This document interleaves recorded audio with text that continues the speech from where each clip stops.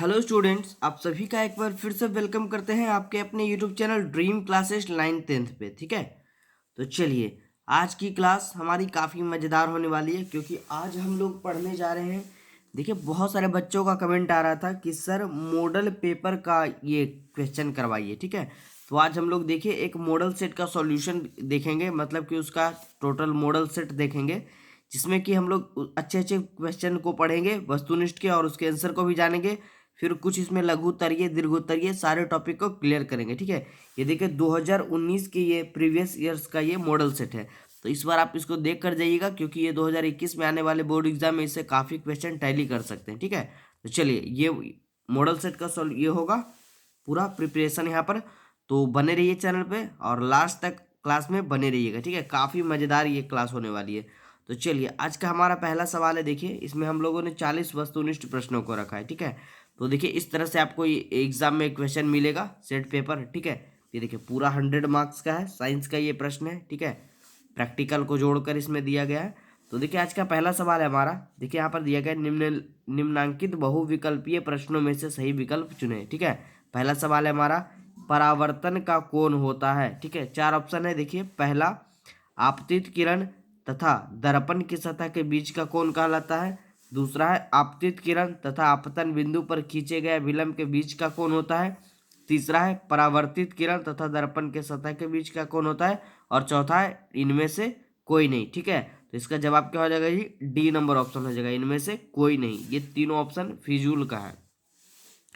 चलिए दूसरा सवाल हमारा क्या है, देखिए निम्नलिखित में किस दर्पण द्वारा किसी वस्तु का वास्तविक प्रतिबिंब मिल सकता है? राइट जवाब क्या हो जाएगा? अवतल दर्पण द्वारा। ठीक है, 4 ऑप्शन दिख रहा है, इसमें टिक करना है आपको। अवतल दर्पण द्वारा इसका सही जवाब हो जाएगा। ठीक है, चलिए बढ़ते हैं आगे तीसरे सवाल की ओर। तीसरा हमारा उत्तल दर्पण द्वारा बना प्रतिबिंब कैसा होता है? 4 ऑप्शन आपको दिख रहा होगा। काल्पनिक और उल्टा होगा, काल्पनिक और सीधा होगा, वास्तविक और उल्टा होगा, वास्तविक और सीधा होगा। तो जवाब इसका क्या हो जाएगा? काल्पनिक और सीधा। ठीक है, उत्तल दर्पण द्वारा बना प्रतिबिंब कैसा होता है? काल्पनिक और सीधा होता है। चलिए सवाल नंबर 4 पे जाते हैं। तो हम लोग 40 वस्तुनिष्ठ प्रश्नों को क्लियर करेंगे। तो यहाँ पर आपका बहुत ही अच्छा ये सेशन जाएगा क्योंकि बहुत ही अच्छे अच्छे प्रश्न यहाँ पर देखने को मिलेंगे। चौथा सवाल है, देखिए एक प्रकाश किरण एक समतल दर्पण पर लंबवत आपतित होती है। आपतित का मतलब पड़ती है, तो परावर्तन कोण का मान क्या होगा? ठीक है, देखिए यहाँ पर हो जाएगा इसका राइट जवाब 0 डिग्री। ठीक है, इसको समझिएगा थोड़ा सा। देखिए पेपर पे हम समझा देते हैं इसको, एक सेकेंड वेट करिए। देखिए ये सवाल हमसे क्या बोला और हम इसको कैसे समझेंगे। सवाल हमसे ये बोला, देखिए बोला कि एक प्रकाश की किरण एक समतल दर्पण पर, मान लीजिए इस प्रकार से हम एक समतल दर्पण को रखते हैं इस तरह से। ठीक है, ये समतल दर्पण है, कैसा है जी? ये समतल दर्पण है। ठीक है, बोला कि एक प्रकाश किरण एक समतल दर्पण पर लंबवत आपतित होती है। इस तरह से अगर इस पर लंबवत पड़ती है प्रकाश, तो यहाँ पर क्या हो जाएगा? देखिए लंबवत पड़ने के बाद परावर्तन कोण जब इस तरह से आएगा और इसमें टकराएगा ये प्रकाश इस समतल दर्पण में, तो पुनः इसी माध्यम से वापस लौट जाएगा। तो यहाँ पर कोण का तो निर्माण ही नहीं होगा। मतलब यहाँ पर जो है ये देखिए परावर्तन कोण, ये आपतन कोण और ये परावर्तन कोण। ठीक है, परावर्तन के बाद लौटने वाली किरण को, तो यहाँ पर परावर्तन कोण का मान क्या हो जाएगा? 0 डिग्री। क्लियर है? चलिए आगे बढ़े सवाल नंबर 5 पे। सवाल नंबर 5 हमारा ये देखिए कि एक लेंस की क्षमता 5 डायोप्टर है, तो इसकी फोकस दूरी ज्ञात करें। ठीक है, इसका फॉर्मूला हमने पीछे पढ़ा था, वहाँ पर जाइए चैप्टर के बुक सॉल्यूशन में मिल जाएगा आपको। लेंस की क्षमता डायोप्टर 5 है। ठीक है, तो इसकी फोकस दूरी बताइए। ठीक है, इसका राइट जवाब हो जाएगा -20 cm। चलिए सवाल नंबर 6, मान लिया कि माध्यम 1 में प्रकाश का वेग v1 तथा माध्यम 2 में प्रकाश का वेग v2 है, तो अपवर्तनांक n21 का मान क्या होगा? ठीक है, n21 का कह सकते हैं। तो जवाब इसका क्या हो जाएगा जी? v1/v2। चलिए आगे बढ़ते हैं, काफ़ी अच्छे अच्छे सवाल अभी और भी इसमें देखेंगे हम लोग। 7वां नंबर, मानव नेत्र जिस भाग पर किसी वस्तु का प्रतिबिंब बनाते हैं वह क्या कहलाता है? तो दृष्टिपटल या रेटिना भी इसे ही कहा जाता है, तो याद रखिएगा। ठीक है, कि मानव नेत्र जिस भाग पर किसी वस्तु का प्रतिबिंब बनाते हैं उसे दृष्टिपटल या रेटिना कहा जाता है। चलिए सवाल नंबर 8, 8वां सवाल हमारा है कि मानव नेत्र में किस प्रकार का लेंस पाया जाता है। याद रखेंगे सारे बच्चे, काफी अच्छा प्रश्न है। उत्तल लेंस, ठीक है। मानव नेत्र में मतलब हमारे आंखों में किस प्रकार का लेंस पाया जाता है, तो उत्तल लेंस। सवाल नंबर 9 की ओर बढ़ते हैं, ठीक है। चलिए सवाल नंबर 9 हमारा है कि निकट दृष्टि दोष उत्पन्न होने का क्या कारण है। तो इसका सही जवाब हो जाएगा, 4 ऑप्शनों में सही जवाब होगा अभिनेत्र लेंस की वक्रता बढ़ जाना, ठीक है। अभिनेत्र लेंस या नेत्र लेंस भी इसे कहा जाता है, उसकी वक्रता का बढ़ जाना। चलिए 10वां सवाल क्या कह रहा है उसको देख लेते हैं, ठीक है। थोड़ा स्पीड में इस क्लास को हम बढ़ा रहे हैं क्योंकि हमारा बोर्ड एग्जाम काफ़ी नज़दीक आ गया है। तो 2 3 5 कम से कम 5 हम लोग मॉडल सेट को कवर कर लेते हैं तो हमारा एग्जाम एकदम ही बेहतरीन जाएगा, ठीक है। चलिए 10वां सवाल हमारा है कि तारे का टिमटिमाना वायु माध्यम के कुछ किस गुण पर निर्भर करता है। तो राइट जवाब हो जाएगा ऊपर से नीचे की ओर वायु का अपवर्तनांक बढ़ता है, ठीक है। चलिए 11वां सवाल देखते हैं जी। 11वां सवाल क्या कर रहा है, ये देखिए, दिख रहा होगा सभी बच्चे को, थोड़ा सा दिक्कत हो रही होगी। दो चालक तार जिनके पदार्थ लंबाई तथा व्यास समान है किसी विद्युत परिपथ में पहले श्रेणी क्रम में तथा फिर पार्श्व क्रम में संयोजित किए जाते हैं। तो श्रेणी क्रम तथा पार्श्व क्रम संयोजन में उत्पन्न ऊष्माओं का अनुपात क्या होगा। राइट जवाब हो जाएगा 1:4, ठीक है। चलिए सवाल नंबर 12 अच्छे से देख लीजिए, अभी और भी अच्छे अच्छे सवाल इसमें आएंगे। सवाल है विद्युत आवेश के प्रवाह को क्या कहते हैं। बहुत ही अच्छा सवाल है। ऑप्शन है विद्युत विभव, प्रतिरोध, विद्युत धारा, विद्युत शक्ति। जवाब होगा विद्युत धारा, ठीक है। चलिए आगे 13वें सवाल पे बढ़ते हैं। चुंबकीय क्षेत्र एक ऐसी राशि है जिसमें क्या होती है। सवाल है चुंबकीय क्षेत्र एक ऐसी राशि है जिसमें क्या होती है। तो राइट होगा इसका आंसर परिणाम और दिशा दोनों होती है, ठीक है। चलिए अब ये देखिए काफी इंपॉर्टेंट और बेहतरीन सवालों में से एक है, हर बार बोर्ड एग्जाम में ये बनता है जी कि पवन विद्युत जनित्र में पवन की चाल कम से कम कितनी होनी चाहिए।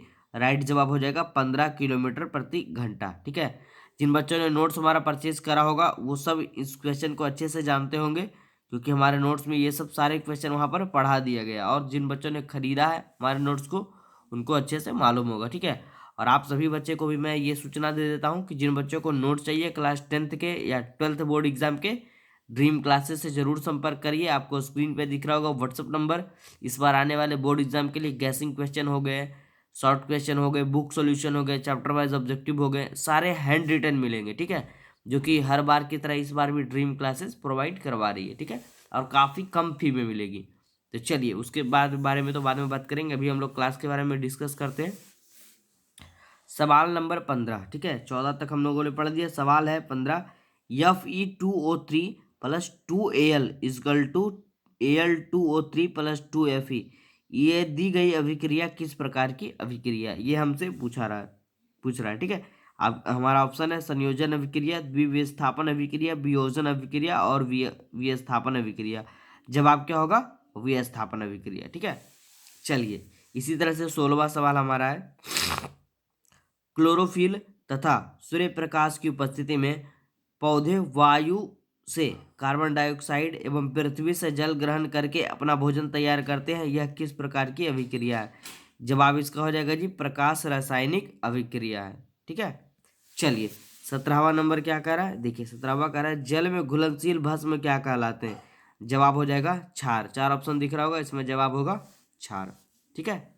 चलिए 18वां सवाल, 18वां कह रहा है निम्नांकित में कौन प्रबल भस्म है। तो NaOH, ठीक है, सोडियम हाइड्रोक्साइड एक प्रबल भस्म है, याद रखिएगा, काफी अच्छा सवाल है। सवाल नंबर 19, देखिए 19वां कह रहा है कि निम्नांकित में कौन विलयन प्रबल अम्लीय होगा। तो इसका जवाब होगा pH 4.5 वाला जो विलयन होगा वो प्रबल अम्लीय होगा। सवाल नंबर 20 पे बढ़ते हैं और बात करते हैं, ठीक है। सवाल नंबर 20 कह रहा है कि बॉक्साइट निम्नलिखित में किस धातु का अयस्क है। जवाब हो जाएगा एल्यूमिनियम का, ठीक है।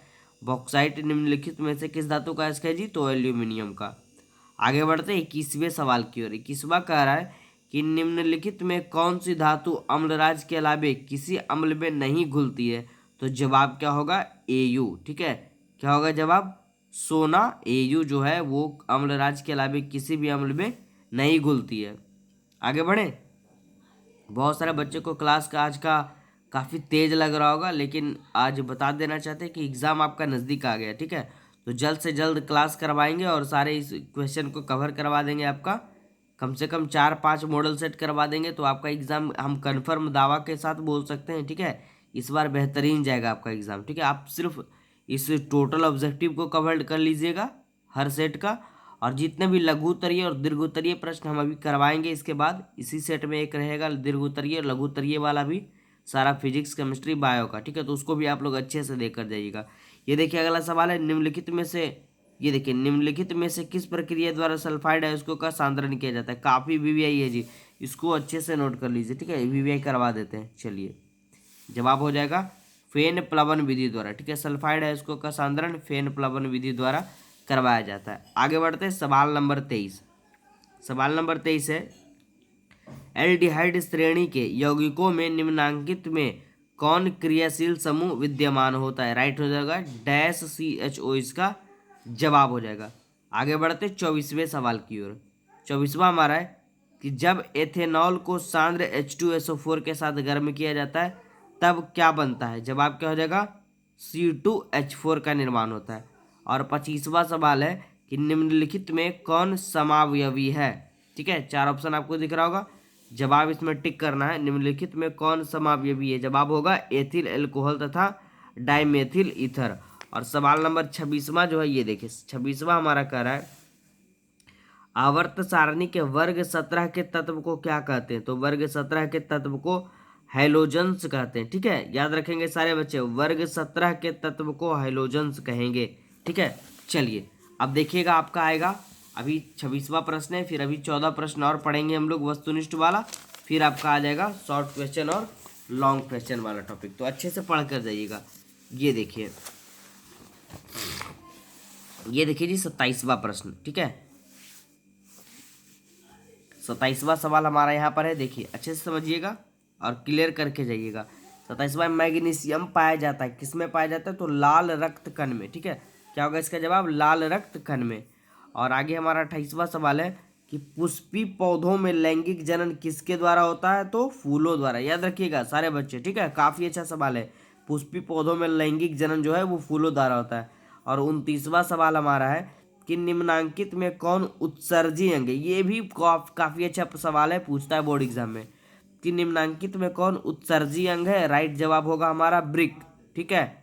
और आज का 30वां सवाल है हमारा कि इनमें से कौन प्रकाश संश्लेषी अंगक है। ये भी काफ़ी अच्छा और हाईलाइटेड सवाल है, जवाब हो जाएगा हरित लवक, क्लोरोप्लास्ट या पर्णहरित, तीनों एक ही का नाम है।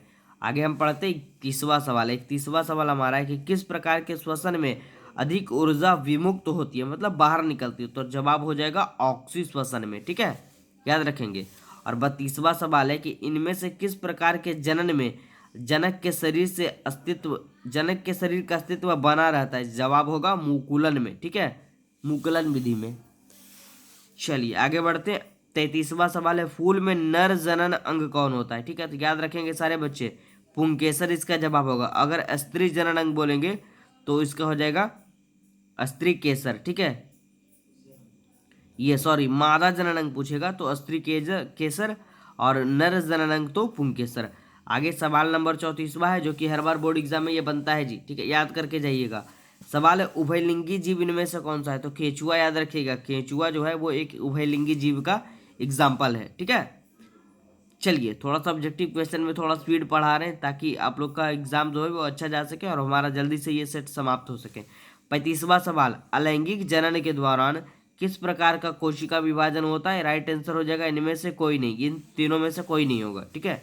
चलिए 36वां सवाल हमारा, कोशिका झिल्ली किस प्रकार की झिल्ली है। ये भी पूछता है जी, जवाब होगा अर्धपारगम्य झिल्ली। ऑप्शन दिख रहा होगा सारा एक तरह का, पारगम्य, अपारगम्य, हर प्रकार की, या अर्धपारगम्य। जवाब होगा अर्धपारगम्य। चलिए सवाल नंबर 37वां, इंसुलिन की कमी से क्या होता है, यानी कौन सा रोग होता है। तो मधुमेह रोग, ठीक है, याद रखिएगा। 38वां सवाल क्या कर रहा है, ये देखिए 38वां हमारा है कि निम्नलिखित में से कौन प्राकृतिक संसाधन नहीं है, ठीक है। सवाल को समझिए, यहाँ पे कह रहा है कौन प्राकृतिक संसाधन नहीं है। जीव, आंसर क्या हो जाएगा जीवधारी, ठीक है। और 39वां सवाल है कि पृथ्वी पर ऊर्जा का मुख्य स्रोत क्या है। हमारे पृथ्वी पे ऊर्जा का मुख्य स्रोत जो है वो सूर्य है, याद रखिएगा। और आज के ऑब्जेक्टिव के टॉपिक का सबसे अंतिम सवाल, ठीक है, जो कि काफी इंपॉर्टेंट है, जनकों से उनके संतानों में पीढ़ी दर पीढ़ी युग्मकों के माध्यम से पैतृक गुणों का संचरण क्या कहलाती है। तो जवाब हो जाएगा अनुवांशिकता कहलाती है। ठीक है, चलिए, तो ये था हमारा ऑब्जेक्टिव का ये टॉपिक। ठीक है, अब हम लोग देख लेते हैं थोड़ा सा शॉर्ट क्वेश्चन वाला। तो चलिए, सेक्शन बी में हमारे शॉर्ट क्वेश्चन के ये टॉपिक है, तो आप लोग अच्छे से देख कर जाइएगा। देखिए सवाल है हमारा जी, इसमें 5-6 शॉर्ट क्वेश्चन रखा गया है। सवाल हमारा देखिए फिजिक्स का पहला है विद्युत फ्यूज क्या है या किस मिश्र धातु का बना होता है, जरूर पढ़ कर जाइएगा। दूसरा सवाल, ये सब हमारे जो हमने नोट्स प्रोवाइड कराया है ड्रीम क्लासेस के थ्रू, सब में इसका जवाब और टोटल का ये नोट्स में मिल जाएगा, तो अच्छे से पढ़ कर जाइएगा। दूसरा है अवतल दर्पण के उपयोगों को लिखे, ये भी हमने वहाँ पर करवा दिया है। तीसरा सवाल है किसी अवतल लेंस की फोकस दूरी 15 cm है यानी सेंटीमीटर है, तो बिंब को लेंस से कितनी दूरी पर रखें कि इसके द्वारा बिंब का लेंस 10 सेंटीमीटर दूरी पर प्रतिबिंब बने। और चौथा सवाल आपको पढ़कर जाना है नेत्र की समंजन क्षमता से क्या अभिप्राय है। ठीक है, और पांचवा है देखिए एक कूलाम आवेश की रचना करने वाले इलेक्ट्रॉनों की संख्या परिकलित करिए। और छठा है सौर कुकर यानी सोलर कुकर का उपयोग करने के क्या क्या लाभ तथा हानियां हैं। ठीक है, चलिए अब इसमें देखिए फिजिक्स में आपको दीर्घोत्तरीय क्या पढ़कर जाना है। सेट फर्स्ट में पढ़ना है पहला कि चुंबकीय रेखाओं के गुणों की सूची बनाइए। दूसरा पढ़ना है दो चुंबकीय क्षेत्र रेखाएं यानी मैग्नेटिक फील्ड लाइंस एक दूसरे को प्रतिच्छेद नहीं करती है, किस प्रकार से। तीसरा आपको पढ़ के जाना है विद्युत चुंबकीय प्रेरण क्या है, इसे प्रदर्शित करने वाले प्रयोग का वर्णन करें। या आपको ये भी पूछ सकता है कि 2 ओम 3 ओम 6 ओम के 3 प्रतिरोधकों को किस प्रकार संयोजित करेंगे कि संयोजन का कुल प्रतिरोध 4 ओम हो। ठीक है, और एक सवाल है इसमें कि किसी चालक के प्रतिरोध किन किन कारणों पर निर्भर करता है। तो इतना आपको पढ़कर जाना है इस बार। ठीक है, चलिए अब हम लोग आ जाते हैं केमिस्ट्री के शॉर्ट क्वेश्चन में। तो केमिस्ट्री में आपको सबसे पहला सवाल पढ़कर जाना है समावयवता किसे कहते हैं, कोई एक उदाहरण दे। ठीक है, और जिन बच्चों को इन सभी का नोट्स चाहिए, ठीक है, एकदम VVI नोट्स चाहिए, हमारे टीम से जुड़िए, कॉल करिए, व्हाट्सएप नंबर आपको दिख रहा होगा स्क्रीन पर, कांटेक्ट करिए, आपकी ज़्यादा से ज़्यादा मदद की जाएगी हमारी टीम के द्वारा। ठीक है, दूसरा 9वां सवाल है इस लघु तरीके का अम्ल तथा क्षार के अंतर को स्पष्ट करें। ठीक है, और अगला सवाल 10वां है संयोजन अभिक्रिया क्या है, एक उदाहरण दे। और जिस प्रश्न में टिक करा हुआ है वो जरूर पढ़कर जाइएगा। ठीक है, चलिए अगला है जंग क्या होती है, रासायनिक सूत्र को इसके लिखिए। ठीक है, और 12वां सवाल है नाइट्रोजन तथा फास्फोरस तत्वों के इलेक्ट्रॉनिक विन्यास लिखें और कौन सा तत्व अधिक ऋण विद्युत होगा, क्यों होगा। और 13वां सवाल है यदि आप लिटमस पत्र लाल एवं नीले से साबुन की जांच करेंगे तो आपका प्रेक्षण क्या होगा। ठीक है, और अब देखते हैं इसमें दीर्घोत्तरीय क्या पढ़ना है। तो दीर्घोत्तरीय आपको पढ़ना है निम्नलिखित यौगिकों के संख्याएं चित्रित करिए, ब्यूटेन, प्रोपेनॉल, इथेनॉल, इथीन और इथीन का। ठीक है, देखिए ध्यान से देखिए सवाल हमारा 14वां निम्नलिखित यौगिकों की संख्याएं चित्रित करिए, ब्यूटेन, प्रोपेनॉल, इथेनॉल, इथीन और इथाइन का। या इसमें पूछ सकता है आपका, ये देखिए टिक करा हुआ है, काफी इंपॉर्टेंट है जी, इस बार भी बोर्ड एग्जाम में चांस है पूरा इसका। विरंजक चूर्ण क्या है, इसका रासायनिक नाम, सूत्र एवं उपयोग लिखें। ठीक है, चलिए अब थोड़ा सा जीव विज्ञान के बारे में भी जान लेते हैं, तो हमारा ये सेट फर्स्ट समाप्त हो जाएगा। इसमें आपको क्या पढ़कर जाना है इस बार, अमाशय में पाचक रस की क्या भूमिका है, जिस प्रश्न में टिक करा वो जरूर पढ़िएगा। श्वसन एवं श्वासोच्छवास में क्या अंतर है, पित्त क्या है, मनुष्य के पाचन में इसका क्या महत्व है, उत्सर्जन किसे कहते हैं, मानव में इसके 2 प्रमुख अंगों के नाम लिखें। ठीक है, और ऊर्जा के अनवीकरणीय संसाधन कौन कौन से हैं। और एक लास्ट है पौधों में गैसों का आदान प्रदान कैसे होता है। और 2 दीर्घोत्तरीय भी पढ़ लीजिएगा इसमें। सवाल 1 है देखिए दीर्घोत्तरीय किस्वा कि वृक्क नलिका का एक स्वच्छ नामांकित चित्र बनाएं, या अथवा में मनुष्य में वृक्क तथा उससे संबंध उत्सर्जी अंगों का वर्णन करें। ठीक है, तो चलिए, तो आज की क्लास में इतना ही रहने देते हैं। थोड़ा सा स्पीड में हम लोगों ने क्लास को करा है आज, तो उससे मैं मानता हूँ। ठीक है, लेकिन आपका बोर्ड एग्जाम काफ़ी नज़दीक आ गया, अब तो आप लोग को इतना करना पड़ेगा। ठीक है, तो यहाँ पर देखिए वस्तुनिष्ठ प्रश्नों का हम लोगों ने सॉल्यूशन भी देखा, और यहाँ पर एक सेट हम लोगों ने कवर कर लिया। यानी ये सेट आपका कवर करने से लगभग में 20% आपका एग्जाम जो है वो क्लियर हो गया। ठीक है, अब इसी तरह से हम लोग 4 और सेट को करते जाएंगे तो 20-20 करके आपका साइंस जो है वो एकदम ही क्लियर हो जाएगा। ठीक है, तो बस आप लोग बने रहिए, हड़बड़ाइए नहीं। एग्जाम आपका नज़दीक आ गया है लेकिन कोई दिक्कत नहीं, आप ड्रीम क्लासेस से जुड़िए, हमारे नोट्स को परचेज करिए, आपका एग्जाम बेहतरीन जाएगा, ये हम आपका दावा करते हैं। ठीक है, चलिए तो बस बने रहिए हमारे साथ और जुड़े रहिए हमारे टीम के साथ, और इसी तरह से हमारे वीडियोस को देखते रहिए। ठीक है, चलिए।